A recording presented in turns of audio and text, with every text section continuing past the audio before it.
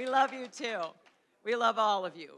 You know, I can't tell you how much I appreciate all the hard work, all the effort, all the positive thoughts, all the wonderful things that you have done through every single day of this campaign. I'm proud of you. I'm proud to know you.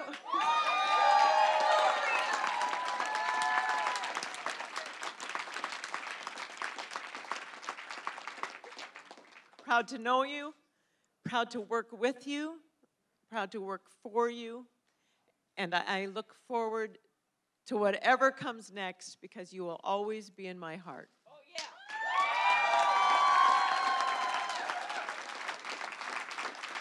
And now I hope you'll give a really big, warm, and happy welcome to Fred Hubbell, who has worked so hard in this campaign to represent you as well. Fred Hubbell.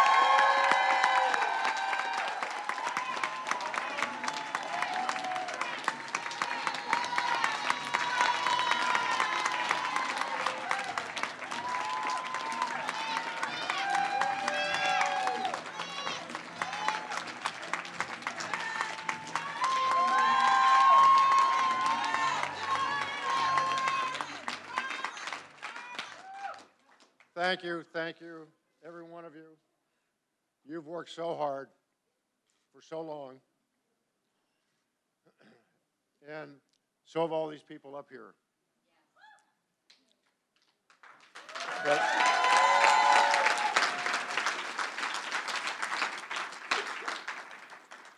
we need to remember that our greatest asset is all the people in our state.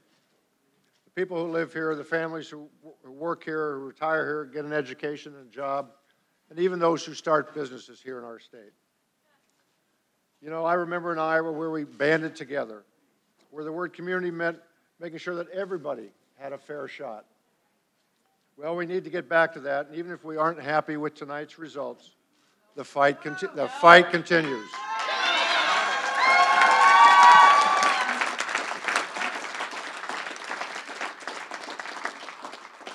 I just got off the phone with Governor Reynolds, and I congratulated her on her re-election.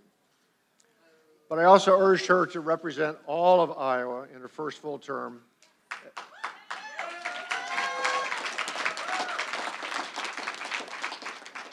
And to listen to all those people who talked about the importance of education and health care and job training and the need to make changes in those areas in our state. You know, when you look around our country, you see other states are paying the price for failing to make the investments in the people.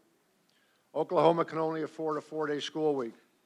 Kansas increased tuition costs more than 20%. And let's hope that Iowa stops going down that same road.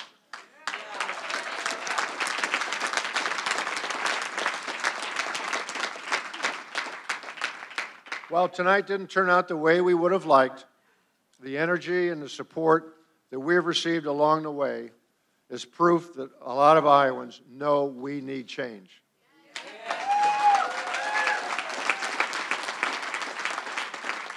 And it's my sincere hope that in her first full term, Governor Reynolds will listen to those voices loud and clear.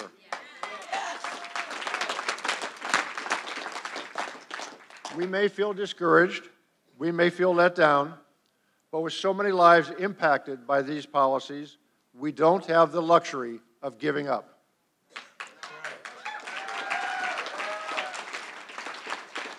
We must continue to give a voice to the teacher in the crowded classroom, those with pre-existing conditions, and Iowans who rely on Medicaid.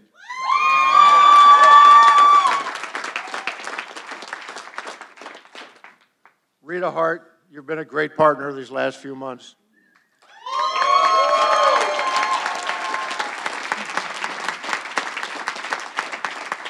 I couldn't have asked for a better running mate.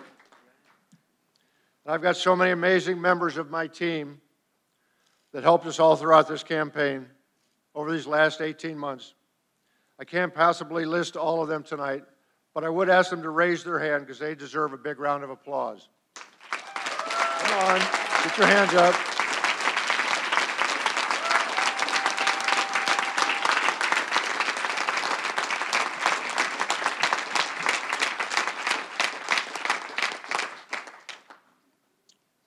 want to specifically mention our campaign manager, Michelle.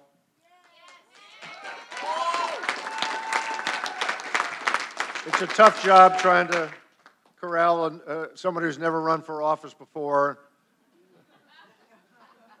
and all the other people in our campaign team, and work with all the thousands of people we've done across the state, but she did a great job.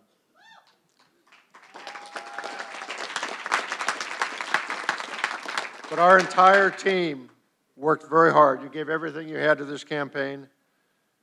And I want to particularly thank our field team and our volunteers, many of you in this room tonight, who knocked on so many doors, made so many phone calls, and sent so many text messages to people explaining how important it was to get out and vote. But most important to me, I also want to thank my wife, Charlotte.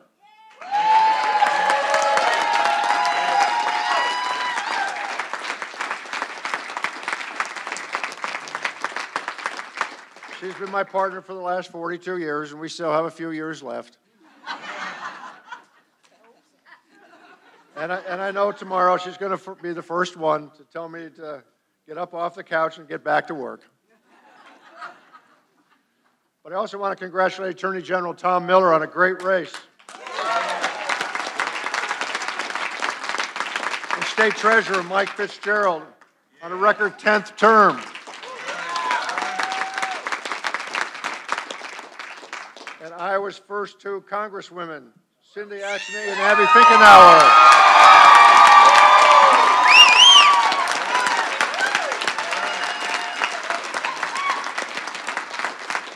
And Congressman Dave Loebsack for getting another term. And our new state auditor, Rob Sand. Congratulations to all those people.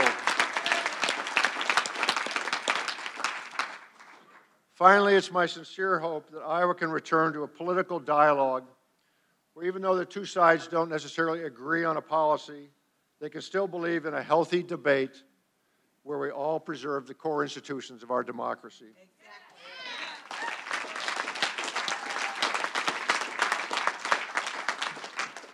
Being your nominee has been one of the greatest honors of my life, but tomorrow we get back to work. Thank you all very, very much. Thank you. Thank you.